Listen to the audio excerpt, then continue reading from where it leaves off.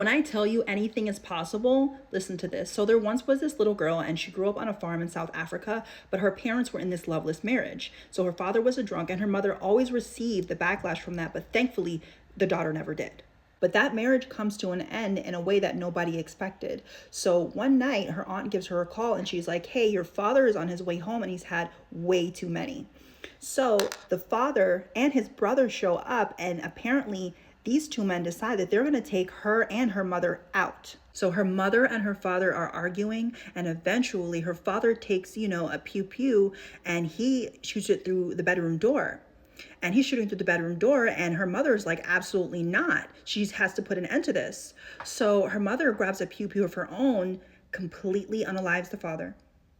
And then after that, she takes care of the brother.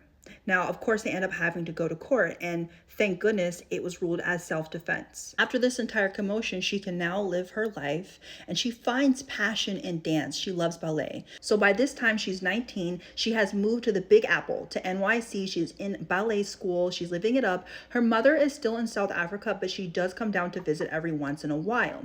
So things are going great, but then she injures her knee. She goes into a major depression because she realizes that she can no longer dance anymore. So of course her mother flies down to NYC from South Africa, but she does tell her the truth. You can either figure out what to do next with your life, or you can just come home to South Africa if you're gonna just sit here and sulk. So she decides to stay in NYC and figure out what to do with her life. So she goes to the bank to receive some funds, and she's arguing with the teller over a check.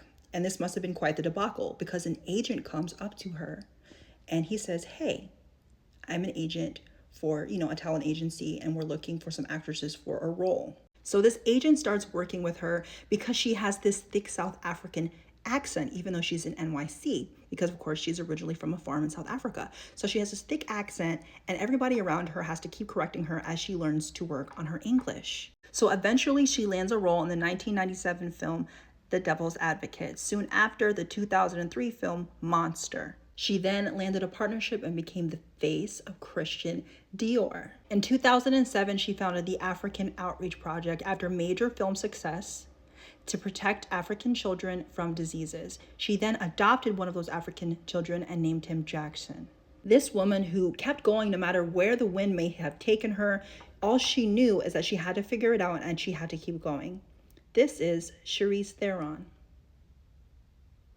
Life is always going to life.